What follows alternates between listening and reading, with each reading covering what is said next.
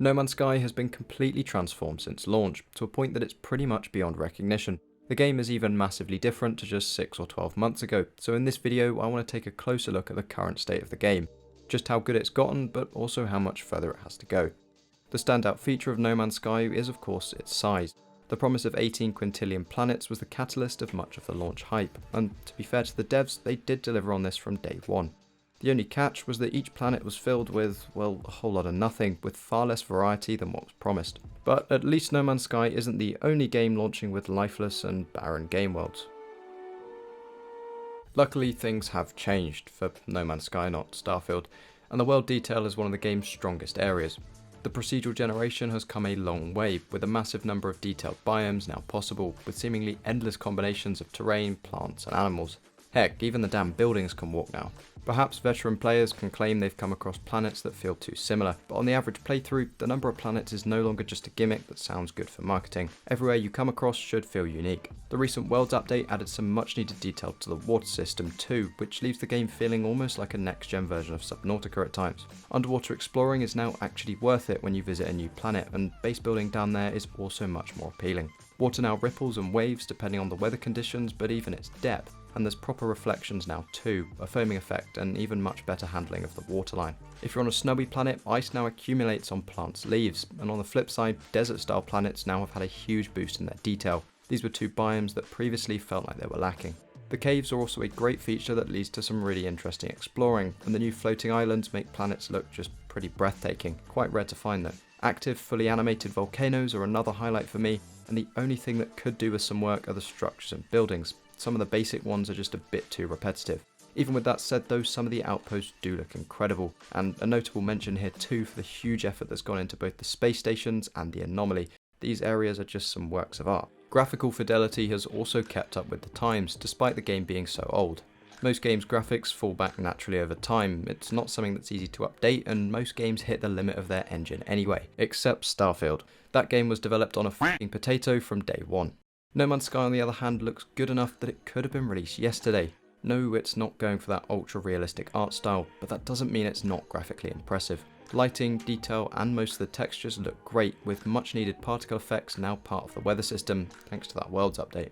Pop-in was improved recently by altering how objects are rendered by the GPU, although it is still the main culprit for the occasional loss of immersion.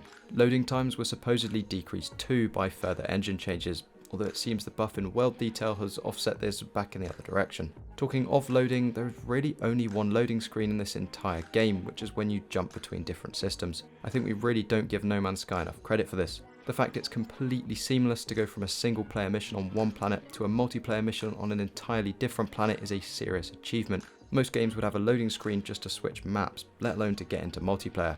Oh, don't forget, Starfield gives you a loading screen just to get into your f***ing shit. Now before we move on, this video has been kindly sponsored by Gamavo.com, who are offering you 5% off everything, including No Man's Sky, with code AGR, and the link in the description. Gamavo is an EU-registered online platform for digital products, where suppliers compete with each other to offer you the lowest prices. Whether you're looking for the latest and greatest games, gift cards, or software, Gamavo has you covered. They've got games for every platform and also offer an inexpensive smart subscription that's less than £1 or $1 for the first month and then just £2.50 or $3.20 after. This gives you monthly discounts of 10% and daily deals that are 20% off. You'll get a free game after being a member for 3 months, VIP 24/7 support and priority for game pre-orders. Smart also gets you an exclusive price on anything you buy that's only available to members, and you also get access to regular giveaways and competitions. Their excellent support has led to 30,000 5-star reviews on Trustpilot, so your game purchases are very safe with them. They also have a great influencer program, so if you're a fellow creator, big or small, do reach out to them. So if you're looking to buy No Man's Sky or any other game, use code AGR after clicking the link in the description for 5% off. But back to the video. No Man's Sky's gameplay has also aged like fine wine. Every update has chipped away at it by adding features upon features. I'd say most improved is customization, which is again one of the game's highlights now, even if at launch it had nearly zero options for personalizing your experience. All your systems from your exosuit to weapons and tools have meaningful classed upgrades that are all genuinely worth a bit of grind to obtain. Upgrading your exosuit or ship functionality, for example, can really unlock some fun gameplay now. One of the game's most impressive customization features has to be the ships though. To go in and add such a feature post-launch is one hell of an effort, and it actually felt like a bit of a response to Starfield. Now it does come with the caveat of not being able to customize any ships you already own, but I guess they made up for this by allowing you to create ships from complete scratch, with lots of different options for each of the ship classes. The resource and crafting system is another key gameplay pillar, and it's handled pretty well, even if it can get quite complicated. There are now options to change resource availability though, so for players who don't like scavenging much, you can go ahead and buy what you need. The other gameplay options bring some much needed features too, like being able to turn off predators or playing creative mode to move away from the survival aspects, or turning on permadeath to do the opposite and up the stakes. The base building pieces and decorations are absolutely vast too. Some of the creations players are coming out with now are just insane, from mini cities to underwater mazes. There's good depth too, thanks to the need to properly consider how you'll power all your equipment and lighting, and there's some good scope for resource farming too if that takes your fancy. The game economy also plays a big part in the gameplay.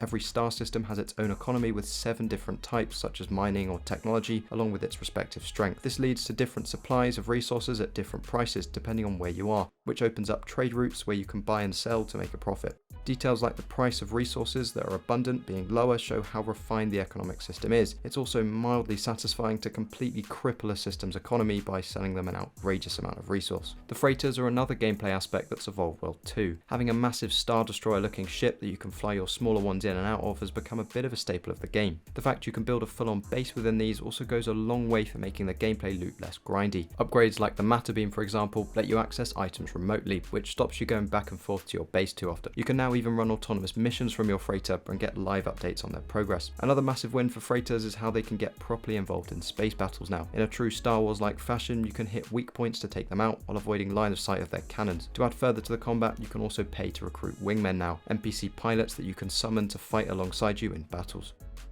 Talking of battles, the combat in No Man's Sky is both a strong and a weak point. Combat in space is handled pretty well. It's not too frequent if you don't want to go looking for it, but random sentinel scans can lead to unexpected dogfights, which get pretty tense if you're mid-mission or transporting valuable cargo.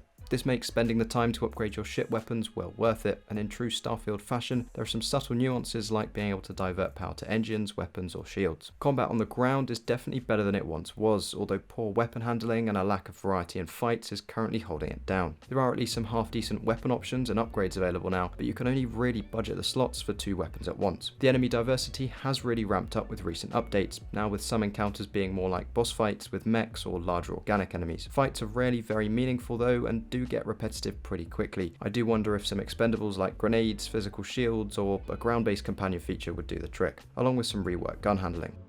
The storylines of No Man's Sky act mostly as a weak tutorial and then as a backstory for your exploration. The game opens up by encouraging you to complete missions from 3 different story paths, and while it does make sense to give you a flavour of everything early on, leaving the order up to the player can lead to some confusion. And coming back to the game, I often found myself forgetting where I was between 3 or more mission quests that I had pending. There's no big scripted narrative, any dialogue, or even too much urgency to complete the story missions either. I do think they could do with some better incentives or rewards. That said, since the progression is very detached from the story, this isn't much of a problem, and really it just adds to the freedom as long as you're happy with that. Just don't go into this game expecting some blockbuster narrative. Talking of progression, there are many measures of it in this game. Upgrading your systems, ships, and getting a high-class freighter is definitely one arm of it, and the game economy with nanites is such that this isn't a quick job to do. Base building too requires some effort to go through the progression tree to unlock all the buildable elements that you'll need for your dream setup. Other elements like hunting down interceptor ships, setting up resource farms, and taking advantage of system economies to make money also come into play. There's significant work to do to find all the glyphs that let you teleport anywhere in the galaxy, and that then opens up the opportunity to build alongside other player communities. If you haven't checked out the Galactic Hub project, there's a link in the description. It's a massive community who have built thousands of bases to build up player-made colonies, and they do a lot more too. The biome diversity also leads to many players putting in the hours just to explore planets and find the perfect one to build on. And for some, the intrigue and mystery of the story missions is enough, and if you're interested in game lore, No Man's Sky will deliver that too. So what's left for No Man's Sky? Well, as mentioned, I do see combat improvements as a worthwhile change for future updates. Also, given that the last one was a part 1 update, I can imagine we'll be getting further improvement of planets and their inhabitants pretty damn soon. Multiplayer integration could also be expanded. Currently we have the amazing multiplayer hub known as the Anomaly, which you can spawn in at a moment's notice to do missions with other people. You can explore planets with friends, show them around your bases, but it would be nice to see some expeditions that are really geared towards playing in a largish group, or maybe even some form of official in-game community. Something similar we're desperately missing is an easy way to build bases collaboratively without the other player having to be online. It would be nice to be able to set up your own small coalitions with friends that could then all access and edit all the same freighters, bases and ships, for example. As far as bigger changes go, the game could definitely do with some more story features. With such a massive and diverse game world, it would be nice to see some more conventional story elements introduced to give the game a linear option that it's currently lacking. I see comments from a lot of players saying they get bored or don't know what to do with themselves after the first few hours, and this could be pretty easily solved by a more involved storyline that has a rock solid tutorial too to walk you through more of the game's features. With all that said though, I do wonder how many more big overhauls this game has left. Hello Games is a tiny studio compared to behemoths like Bethesda. To give you an idea, Bethesda has about 450 people, with 250 getting assigned just to Starfield alone. Meanwhile, Hello Games has more like 60. And since they are working on a big new release of Light No Fire, which if I had to guess looks like a 2025 release, No Man's Sky's days of massive updates could be numbered. Overall then, No Man's Sky has a serious amount on offer, and its gameplay is more flexible than ever. There's enough depth in most of its aspects that you can really choose what you want to focus on. Perhaps that's building and crafting, while pretty much ignoring other aspects, like combat for example. Of course, the game is at its best when you try a bit of everything, and to be honest, as long as you're not looking for a hyper-realistic sim or a story-driven game, and don't mind watching some YouTube tutorials, you can't go wrong with No Man's Sky. If you've got this far, thank you for watching, and do check out 12 things that you didn't know you can do in the game. That should be on screen now. If you have enjoyed this video or found it useful, then a like or even a sub would be absolutely amazing. But that's everything, so thank you for watching, and I'll see you in the next one.